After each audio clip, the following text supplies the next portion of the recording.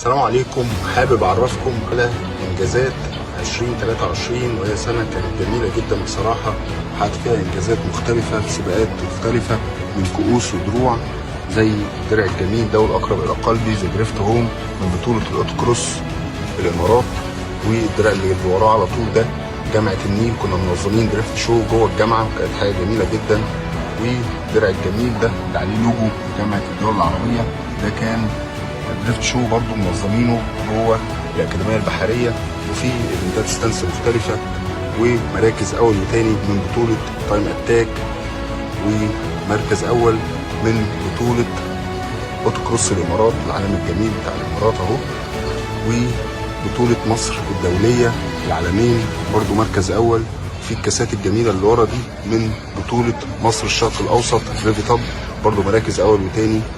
يا رب كل اللي في نفسه حاجه ان شاء الله يحققها. وزي السلوجان الجميل بتاع المكتبه، كل نجاح له قصه.